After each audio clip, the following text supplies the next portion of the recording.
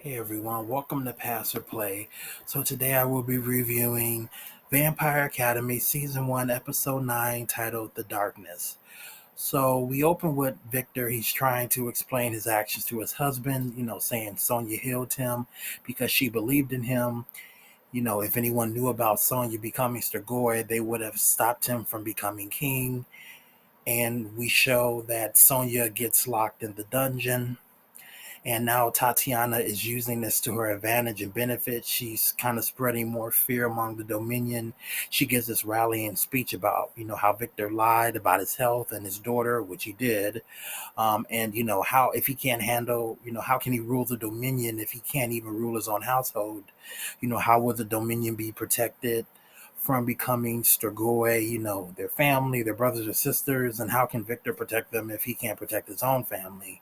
Um, but in this episode, we still see that um, it is still decided by the church that Victor is the king based on the trials by the elements because, he won that way and that's fair and square. And then so from there, Mia warns Lissa to stop using her spirit magic. She lets Lissa know that I saw what you did when you healed, you know, the one of the trainees, when they got attacked on that test, when they did the trials or the test for being guardians. And Mia's like, the more Sonya healed, the worse she got, and Lissa's like, well, I may need to use my magic, if I need to fight or something. And then from there, Dmitri, he gets arrested for treason in regards to his statements of Sasha, the sister of Mikhail, who got turned into Strigoi again during that test of training the Guardians or training the trainees to become Guardians. And now Sasha's returned, even though he reported her dying. And by the end of the episode, Dmitri gets found guilty of treason, and they end up locking him somewhere in the dungeon as well, I believe. Um, or I think they're going to transport him somewhere else, but he's kind of like in a holding cell until they can transport him to like the next wherever he's going to go for like his punishment. And we have later on to we have Christian. He ends up confronting the feeder Diana, and because he believes that she's in cahoots. Wow, cahoots with his parents, and basically Diana lets him know, his parents, they love and miss him, but she doesn't know why his parents wanted the Dragomirs off the throne. And then Christian asks, Diana to tell his parents he's ready to talk. Then later on, he gets a message. He gets a message that says plans have changed, and that in a picture of the Strigoi with captured Mia, and basically they want to trade Mia for Sonya, and he lets the colonel know, and she doesn't believe that the Strigoi are that smart. She's like, they're just kind of feral bloodlust creatures, and he's like, well, maybe they've evolved because this is from them, and we have to do this. We can't let Mia die, so please, will you do this kind of trade-off? And then from there we go to Lissa goes to see Victor, and she basically gives some kind of more. She gives some information about spirit magic regarding Sonya, and that she herself has spirit magic, and she asked Victor, why did you let Sonya heal you if you knew how it was affecting her? And Victor's like, she wanted to heal me. I didn't make her do it, but you still let her do it. Um, and then at this point, because Victor is still going to be king, he asks Lista to heal him for his coronation. But her magic is suppressed by the medication that she takes, so she can't do it because the medication is in her system and is suppressing her powers. So Victor says okay, but he has a security lock her in his office, and has a security guard outside the door. And then at this point, a couple hours later, Victor comes back and Lissa heals him out of spite, and she passes out. But Rose is there because she tries to fight the security guard, but the security guard holds her by her arms. But either way, Victor gets healed. He passes out. Lissa passes out. But once Lissa wakes up, Rose she sees Rose's dark aura, and then she realizes that she has been taking Rose's light and not passing her darkness. She realized that the spirit needs light, and that she has kind of been depleting her own. So basically, instead of she can't, I guess, so she can pass the darkness to Rose, and in some cases she did do that because they have that connection and they can kind of channel each other. But she's also been actually draining her light force when she's been healing and using her powers, or when her light within herself has been depleted. She's kind of been taking light from Rose, and Rose lets her know that it's okay. You don't have to worry about doing it anymore because, she's getting ready to leave with Mason, to basically go out into the human world and figure out, who she is. And from there, Mason and Rose, they leave. But Mason doesn't let Rose know about Dimitri's guilty verdict, and, that he's, and what's going to happen to him. And they do show a scene where Mason goes to talk to Dimitri and basically let Dimitri know that, he's going to take care of Rose and protect her. And Dimitri's like, that's good, but don't let her know about me, because if you do, she's going to come back. And then Mason's like, F you. Um, and then we go to the queen now. After all this has happened, the queen decrees that Lissa Dragomir as the heir to the throne, and she declares that the trials invalid, or that the trials are invalid, and that she will continue to serve until Lissa is ready to rule. And this is also when Victor wakes up from being passed out and he sees it on the TV, this decree that the queen has given now. And then, so now we go over to the trade for Mia and Sonia. Christian's parents show up with the feeder Diana.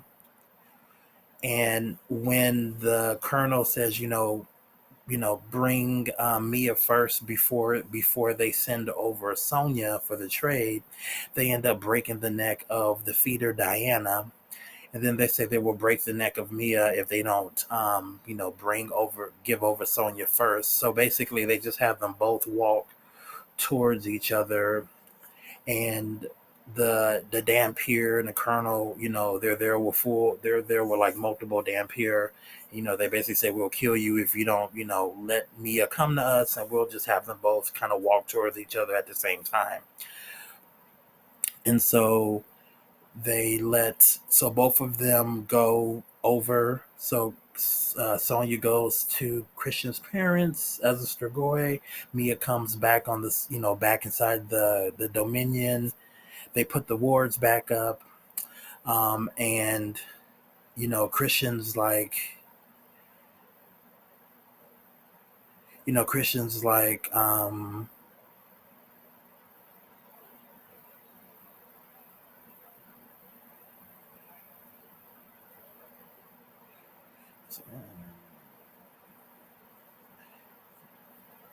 and so Christian basically like, did you come here for me?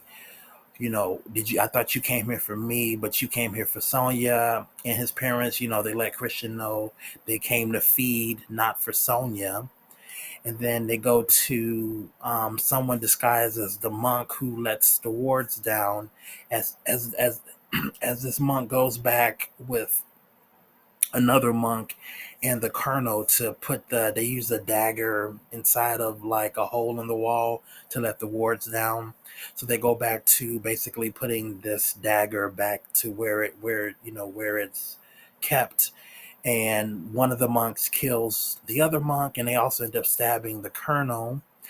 and they go back to a different perimeter where there's no security, no dampier, and they let the wards down, and then they let a bunch of Strigoi just starts running in to basically feed on the people in the Dominion, and then we go back to Christian and all the other Dampier and Mia on the other side with his parents on the opposite side of the wards, and um, the parents let Christian know that the trade was a decoy and that the Moroi are stupid. Christian ends up using his fire magic to kill his father, and his mother escapes. He tries to throw the fire at her, but he misses her, and she escapes, letting him know that Lissa is hers. She's going to bring on a world of hurt to him. Well, he felt betrayed. He's like, so they used him to basically kill and attack the Dominion. Now it shows that they start letting off like the alarms throughout the Dominion that the Strigoi, and they don't show that the Strigoi have started killing the people yet, but all the people that are kind of like outside, they're all running in different directions trying to probably get inside the building or whatever. And then we see the monk who let the Strigoi in, who killed the other monk and who stabbed the colonel. They're walking like kind of in the downtown area of the Dominion, and they go into this uh, kind of jewelry shop or whatever, and they go into a secret room, and they take off the face mask cover that they have, and then it turns out that it's Tatiana, and she in the room that she goes into, you see this man hanging, and it turns out to be Andre Dragomir, who we thought had died. What in the second episode or the first episode, and he's hanging from the ceiling, but he's alive, and she lets him know. Tatiana lets him know that she tried diplomacy, but she tried being nice, but then she's like, F the queen, F his sister, F everything. She's going to do it her way. And the episode ends there. So I don't know. Hopefully I didn't go too fast, but that's so it's like Tatiana was the one behind it all. Ironically, I guess that I should have saw that coming. I don't know why I didn't necessarily think it was her, because she was so obvious in what she was doing, kind of so blatantly in everyone's, kind of face. I didn't necessarily think she was the one who was like the inside royal, who was kind of doing all of this. So if she was working with the Strigoi, she's probably, well, yeah, she must have had been the one who set up for that, for the car, for that limousine attack, because she has Andre, hanging in this secret room. So she's kind of been behind it from the beginning, it looks like. Even though her aunt is like the head of the church, I wouldn't necessarily say her aunt is a part of it, but Tatiana is. So we know now who the royal who's been helping, the Strigoi and all that. It looks like it is Tatiana, and now she's going to go for the throne, I guess. I mean, the Strigoi just wants to feed on a lot of people, and then I guess kill the people that they don't turn. But I don't know if she can necessarily trust them, because you sure can't trust her. Mason and Rose, they leave. This is episode 9, so we do have one more episode left. Maybe Rose and Mason will end up coming back. Dimitri is locked up in the dungeon. He hears the alarms, but he's locked in this cell, so there's nothing he can do. Um, and so Lissa's most likely with the queen, because they had just made that announcement basically. So and Victor is in his office, in his room. So I guess we'll end up seeing what ends up happening. But this was a good episode. I mean, it's like the episode before the season finale. So I think the show revved up. Um, there wasn't really that much. I don't think there wasn't really any like. I mean, other than the part of Christian like setting his father on fire, there wasn't really that much like action. But I think as far as the story of it, really moved a lot. So that's cool. I thought this was a good episode. Yeah, I don't really have much. I mean, I think the episodes are good. Like I said, this is kind of like a more. I mean, even though these are what vampires, but it's kind of like a more young adult version of